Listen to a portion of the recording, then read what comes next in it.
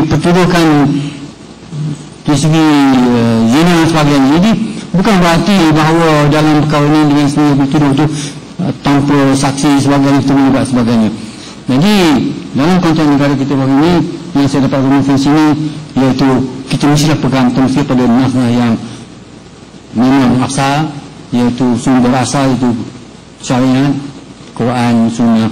Lepas itu kita mengembangkan manhaj wasatiyah ini berdasarkan pada maqasid syariah, berdasarkan pada kaum fikih dan berdasarkan pada siasat syariah, untuk melihatkan bahawa sebenarnya wasatiyah ini satu perkara yang dikembangkan, dan dalam konteks realiti pada hari ini dia sangatlah relevan.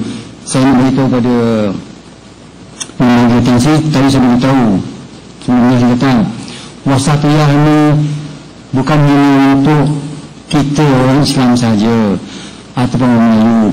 Orang yang bukan Islam juga hendaklah diberikan injection mesin wasatiyah supaya tuntutan mereka tidak melampau. Perkara yang dah ada yang pembahagian pun nak tuntut tak menuntut sebagainya. Waktu mereka tidak ada sikap wasatiyah perkara ini. Jadi kalau kita tadi pagi tadi daripada tengok Melayu ni bijak apa ni, lembut, pertimbangan rasa, tolak langsung, adakah ni wasatiyah ni akan dijelaskan? Sebenarnya tidak.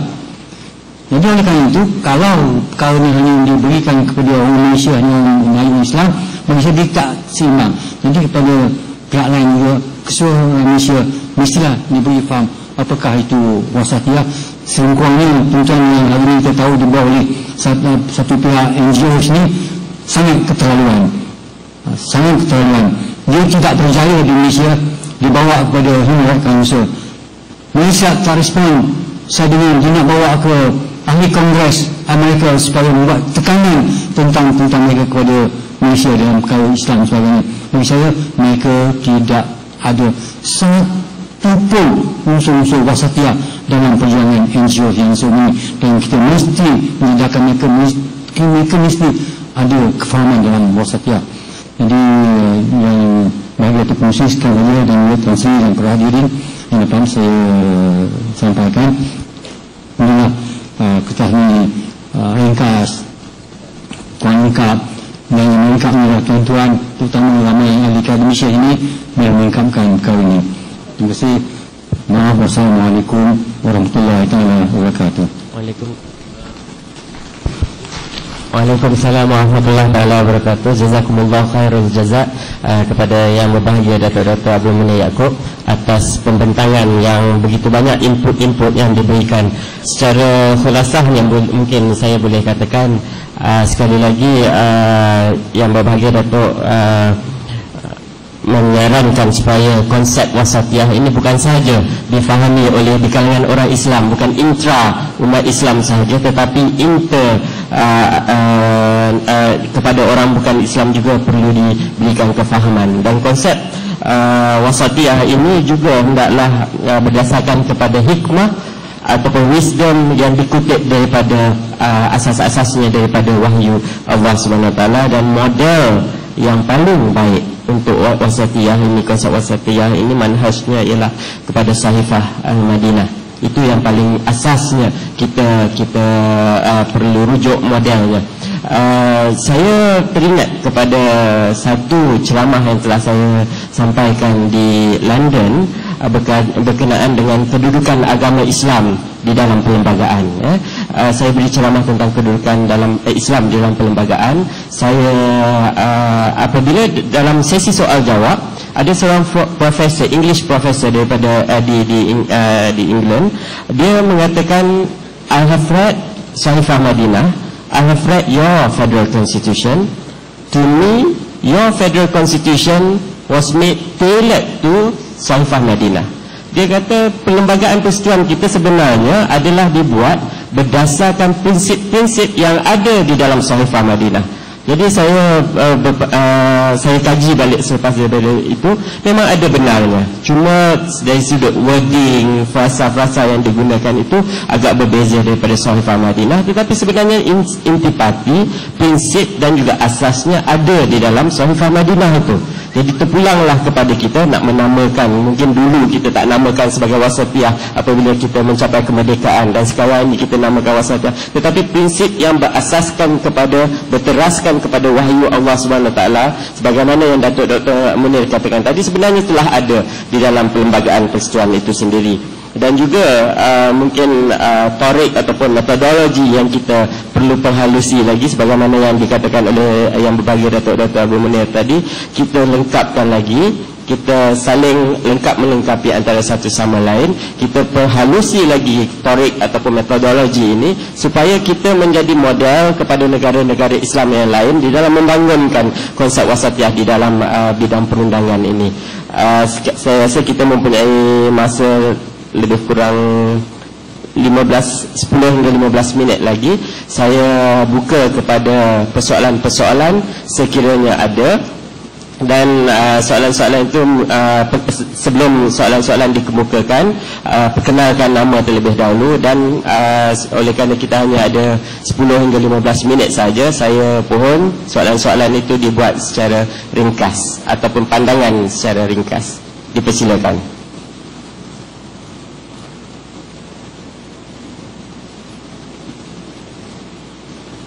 Ya, silakan.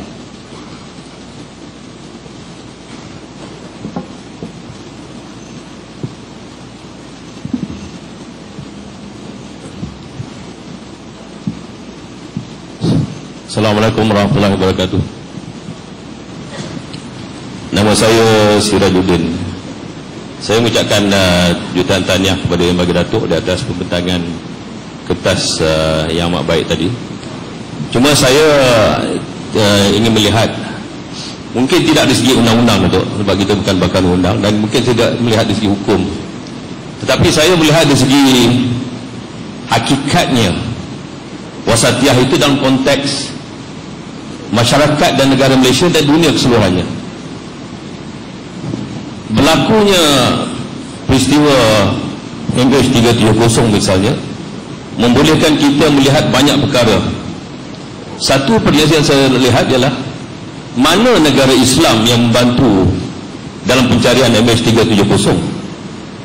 Ada tak? Mana kuasa Islam? Mana negara Islam? Mana masyarakat Islam? Mana teknologi Islam?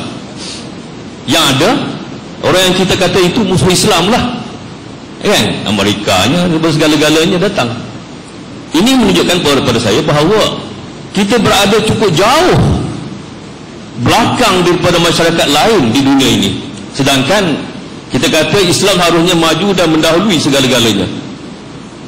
Saya ingin melihatkan ini, malah dalam konteks ini saya melihat bahawa saya khawatiri bahawa perkataan wasatiyah itu dalam konteks masyarakat yang bagi Datuk, mungkin semalam yang bermakna PM sebut juga bahawa wasatiyah bermakna kesederhanaan.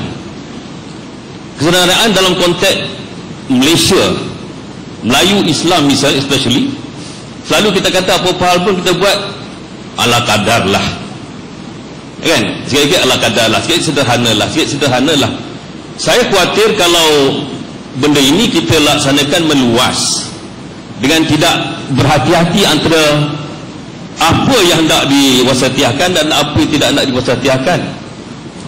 Pada pahaman saya akan membolehkan benda ini menjadikan wasatiyah itu sebagai satu lesen untuk orang Islam untuk tidak berlaku efisien, untuk tidak mencapai excellence dalam kerja-kerja mereka. Apa juga kita buat, kita sederhana. Boleh tolong ringkaskan? Jadi saya nak tanya ni, bukan saya nak beri pandangan je lah kalau boleh, Doktor, sebab kita lihat banyak bidang dan pengurusan dalam institusi Islam je. Kita lihat pengurusan baik di sekolah agama, di sekolah apa yang saya juga terlibat sikit-sikit, sekolah agama, di masjid, di surau, pentadbiran, kotoran.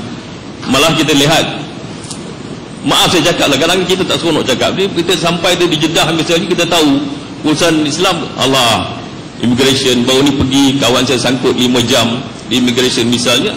Ni sabarlah, tidak apalah, kita tunggulah, kan? Kita jangan, sedangkan kita boleh berusaha untuk melakukan satu lebih excellence.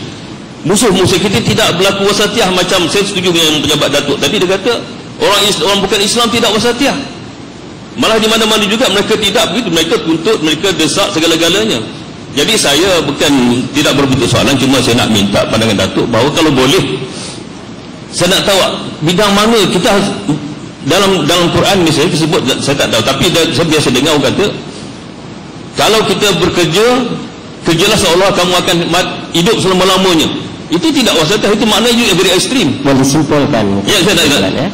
Kalau kita akan amal ibadah seolah kita akan mati besok pun, pada pandangan saya masyarakat seluruh itu mungkin pandang begitu. Jadi saya minta boleh pihak panel dan pihak yang lain mungkin cari apa yang nak kita ketengahkan secara betul supaya masyarakat tidak take this sebagai satu wasatiyah. Maknanya orang Islam ni kita sederhana je sudah. Dahlah kita ketinggalan, pada kita sederhana je, belajar pun kita wasatiyah je lah, sederhana lah, kerja pun kita sederhana lah, ini pun sederhana lah, cari ekonomi pun sederhana lah. Dan akhir-akhir ni kita akan ketinggalan. Dan sedangkan Datuk sebut tadi penutupnya orang bukan Islam akan tutup, orang tak ada dalam perlembagaan pun dia tutup. Terima kasih kepada Encik Sirajuddin. Ada respons daripada Datuk Munir minta dikumpulkan, akan respons sekali saja. Ada lagi ya? Dipersilakan.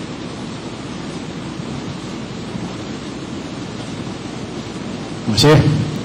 Saya Muhammad Hariri. Saya daripada Persatuan Pesara Kerajaan Malaysia. Sebab tadi pada awal tadi saya tak sebut Persatuan Pesara, jadi saya Pesara. Ini soalan saya berkenaan dengan Datuk sebut di penghujung tadi. Datuk panel menyebut di penghujung tadi, kita juga jangan lupa untuk mengembangkan konsep wasatiyah ini kepada orang bukan Melayu dan bukan Islam. Jadi pada saya masalah yang kita nampak di depan kita bukan masalah orang bukan Islam lagi, cuma kita perlu tackle masalah di kalangan orang Melayu Islam dulu. Sebab yang kita katakan tadi di peringkat PBB yang diperjuangkan 230 perkara itu pun terdiri daripada orang Melayu. Jadi maknanya di kalangan orang Melayu sendiri tak faham apa itu wasatiyah. Jadi sebelum kita pergi jauh kepada orang bukan Melayu atau bukan Islam, kita mesti tackle dulu kita our audience, iaitu orang Melayu dan Islam. Kalau dia sendiri tak faham, kita jangan haraplah orang lain nak faham. Jadi benda itu saya rasa wasatiyah yang kita dalam konteks yang saya faham bukan bersifat negatif, tapi saya rasa kita lebih kepada tindak tanduk kita bersederhana, bukan negatif. Seperti yang sebut kawan saya tadi, seolah semuanya negatif, sederhana, tak apa, okey. Jadi pada saya, tindakan kita lah pada pandangan orang lain, bahawa orang lain dah mengatakan kita ini sebagai pengganas, teroris. Jadi kita nak kikiskan itu daripada fikiran orang di barat sana yang mengatakan Islam ini teroris. Jadi kita nak cuba betulkan fahaman itu dulu. Okey, soalannya. Soalan itu saya kata tadi, saya minta kita cakap pasal wasatiyah, kita pergi kepada orang Islam dulu before you can cross the bridge to tackle the non-Muslim. Itu soalan saya, itu pandangan saya, cadangan saya, bukan soalan. Terima kasih. Terima kasih. Saya buka satu lagi soalan kalau ada sebelum Datuk Munir menjawab. Ya. Ya.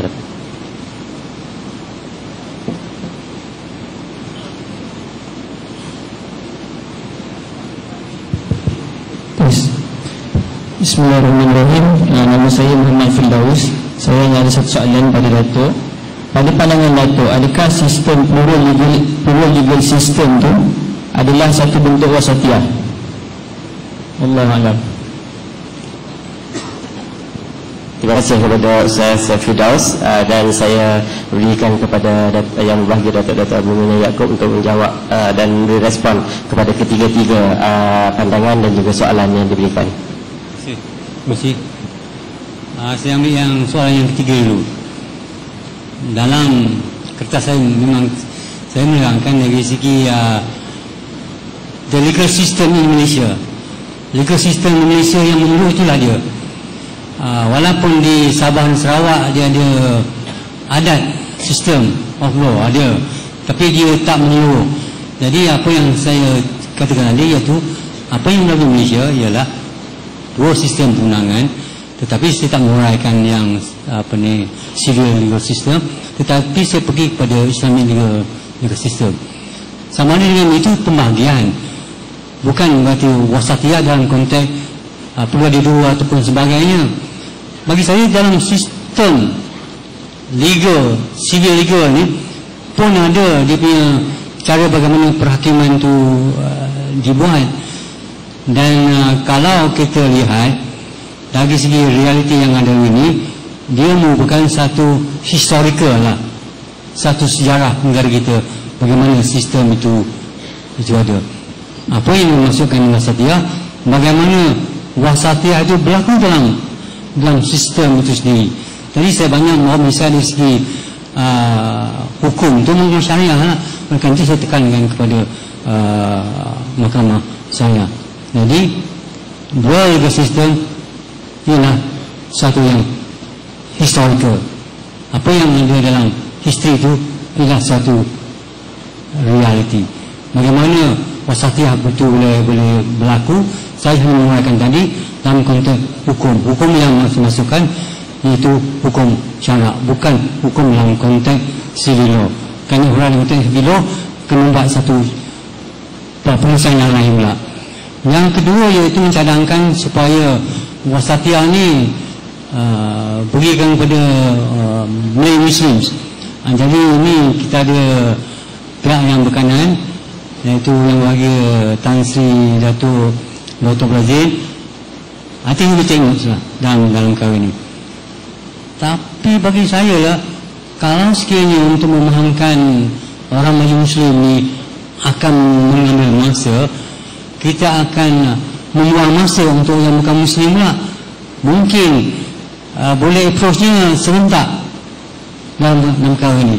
Kerana kalau kita misal katakan ambil beberapa tempoh untuk orang Melayu Islam ni untuk memahamkan, baris yang non-Muslim masih lagi tidak dapat memahami. Itu pandangan saya lah. Mungkin serentak perkara ini boleh dilakukan. Jadi yang pertama tadi dia lebih kepada pandangan, dan pandangan dalam kalau baca saya punya maksud wasatiyah itu pelbagai. Tetapi kalau kita ambil maksud yang saya bawakan, wasatiyah ialah kekuatan. Itu tidak dipopularkan lagi. Yang dipopularkan hari ini dari reality, wasatiyah itu ialah moderate, sederhana. Whereas dari segi makna wasatiyah itu lebih daripada itu. Jadi kadang-kadang yang menentukan wasatiyah itu pinnya kat mana. Macam MS 370, pinnya di mana?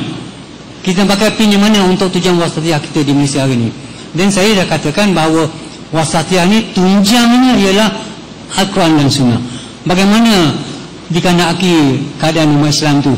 Kelemahan itu bukan pada prinsip ajaran, kelemahan itu pada umat itu sendiri. Jadi kena bagilah. Jadi semua ni saya setujulah pandangan yang dikeluarkan oleh semua yang tiga tadi. Sekian, saya mohon maaf kalau ada kekurangan dan sebagainya. Dan saya berharap sikit sebanyak apa yang saya bentang tadi ada faedah, ada manfaatnya untuk mengembangkan lagi wasatiyah dalam negara tercinta kita Malaysia ni, yang dipimpin oleh yang berhormat Datuk Seri Muhammad Najib, dan yang bertanggungjawab, the person who is really responsible for this is yang depan kita ni, yang bahagia Tan Sri Datuk Dr. Abdullah Mazin.